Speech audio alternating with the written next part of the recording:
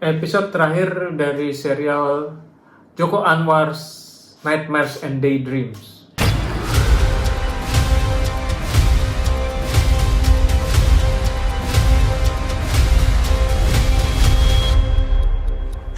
Lalu kalian apa? The Talkies. Ngomongin film bersama Bayi dan itu. Nah, Episode pamungkas nih. ya jadi Joko Anwar ngedirect episode ini. Jadi bookends ya. Oh, dia Episode ngedirect. pertama dan terakhir tuh dia yang buat. Pemeran utamanya Asmara Abigail sebagai diamond appraiser. Jadi yang menaksir value sebuah barang gitu kan. Dalam hal ini diamond.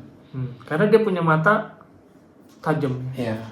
Itu kayak kalau ingat buku Blink, Malcolm Gladwell gitu. Jadi memang ada orang yang punya keahlian tertentu yang dia dengan melihat aja udah bisa tahu gitu kan. Asli palsu. Ini gimana gitu ya. Karena memang udah emang udah. Tapi dia pakatnya di situ. iya. Jadi si tokoh Asmara Abigail ini punya kakak yang hilang ya. 5 tahun sebelumnya tuh hilang setelah dia melamar kerja yang dikirim ke PO Box 888. Jadi si Asmara kebetulan nemuin flash disk ya.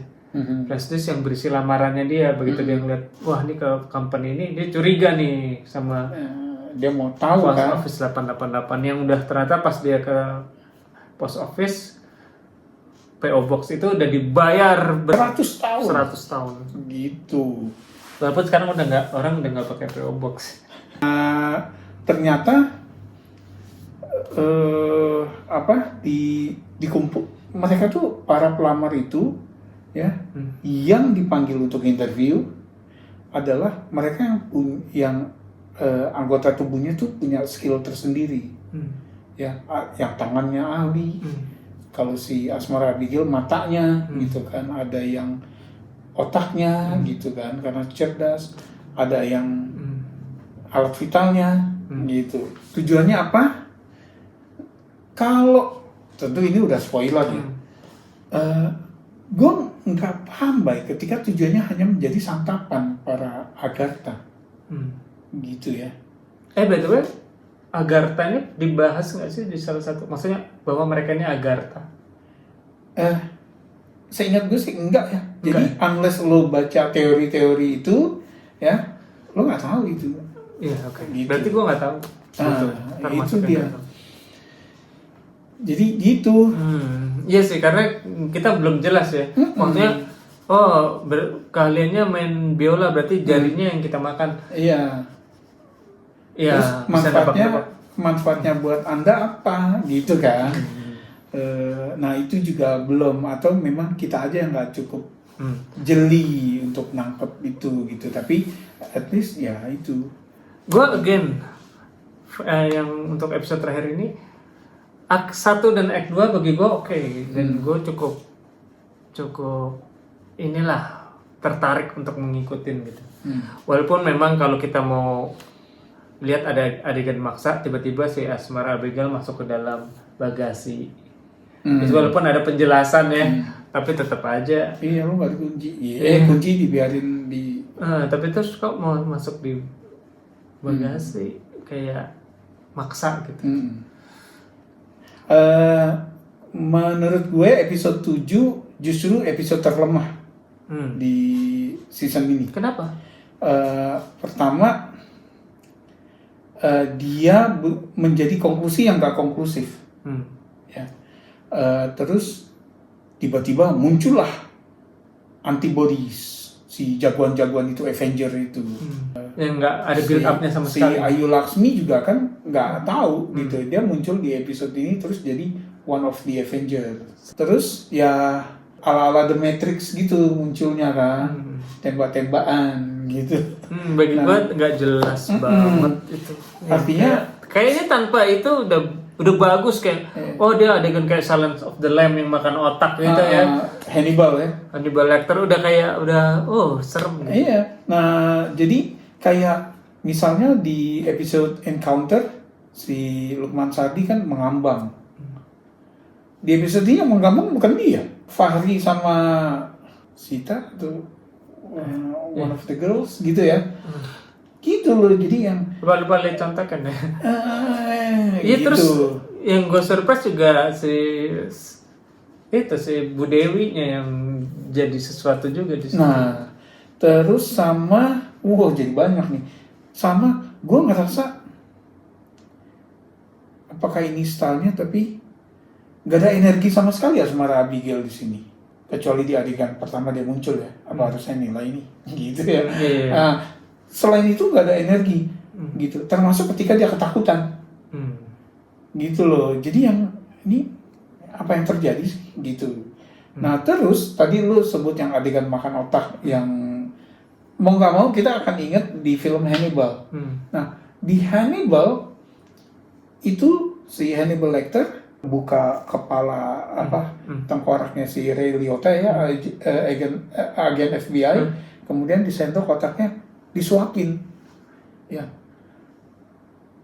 Udah brutal banget. Sekarang kalau lo mau pakai adegan itu, lo harus upstage itu kan. Nah ternyata yang makan si Agathanya, gitu kan, malah kok turun gitu loh. Iya kan? Iya. Dari sisi brutalismenya gitu.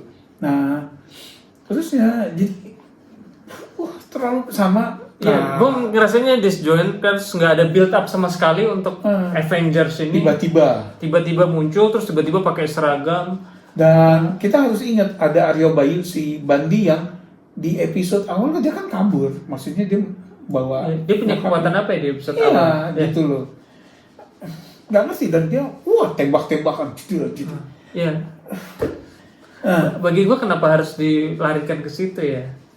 Ini kan artinya udah konsep besarnya ya. Maksud gue, apapun yang ada di konsep itu yang ada di kepala lu, nggak sampai ke penonton. Ya nggak sih? Iya. Dan kalau misalnya nih, hey ini gue kasih, gue kasih lampirannya, baca deh, gitu kan ya. Ya bagi gue gitu aja sih simpelnya, tiba-tiba muncul gerombolan ini, terus ini mereka yang dilihat di episode sebelumnya, kita ngambil kesimpulan sendiri, oke bisa, tapi maksud gue sebagai film terlalu apa ya, disjointed. Iya, jadi kayak suka-suka aja gitu kan. Nggak nyambung, tiba-tiba ada ini kok, kenapa ada ini kan, biasanya kalau ada film tuh kalau film kan ada build up-nya, ada. Padahal dia punya 6 episode untuk nge-build up itu ya, gitu loh. Tapi tahu-tahu cereng. Kita inget deh MCU itu dari mulai Iron Man, kemudian muncul di endingnya Nick Fury, Hulk muncul Tony Stark gitu kan.